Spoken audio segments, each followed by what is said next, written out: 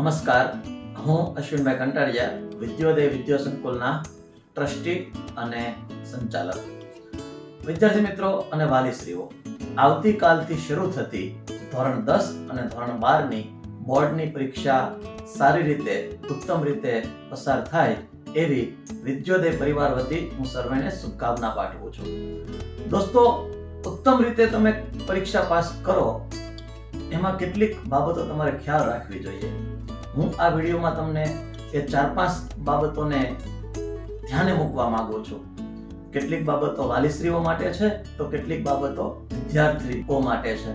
તો સૌથી પહેલી બાબત હું માતા પિતાને સૂચન આપું છું.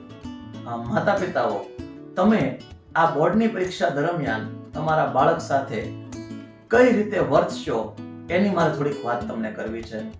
માતા પિતા તરીકે તમારે બાળકની હાલ પૂરતી છે એ ક્ષમતાને સ્વીકારવી પડશે. એની જે કાંઈ ક્ષમતા છે તે હવે આ 15 દિવસમાં એની ક્ષમતાને તમે એક સાથે ઊંચી નહીં લઈ જઈ શકો. એની જે ક્ષમતા છે એ સ્વીકારો અને મહત્તમ ઘરમાં હકારાત્મક અને પોઝિટિવ વાતાવરણ બન્યું રહે એની તમે તકેદારી રાખો. અત્યારે તમે વાલી તરીકે એમની પાસે અપેક્ષાઓ રાખવાનું બંધ કરો કે 90% લાવજે, 85% લાવજે.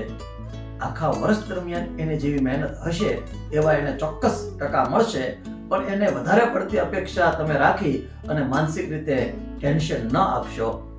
એના માર્ગદર્શક બનવાની જગ્યાએ વાલીશ્રી તમે એના સપોર્ટ સિસ્ટમ એટલે કે એના પ્રોત્સાહક બનજો. એને એવું ફીલ થવું જોઈએ કે મારી આ પરીક્ષા માત્ર મારી નથી, સાથે સાથે મારા માતા પિતા પણ આ પરીક્ષાને સારી રીતે હું પસાર કરું એમાં સપોર્ટ કરી રહ્યા છે. એને વડકા કરવા, એની સાથે ગુસ્સો કરવો, એને ટોક કરવું, આ બધા જ પ્રશ્નોથી કે બાબતોથી તમે દૂર રહેજો.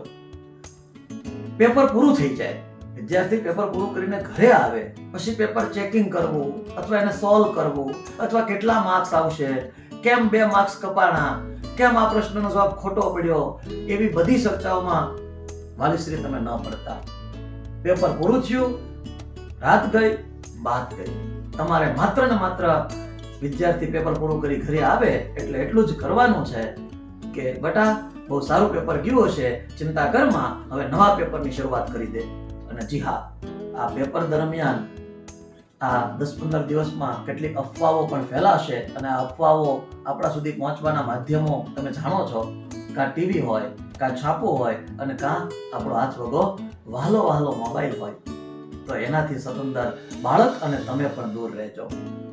એ બને તો 15 દિવસ તમે પણ ટીવી જોવાનું બંધ કરી દેજો, 15 દિવસ તમે પણ મોબાઈલને તિલાંજલિ આપી દેજો અને 15 દિવસ એવા અફવા ભર્યા સમાચારોથી પણ દૂર રહેજો.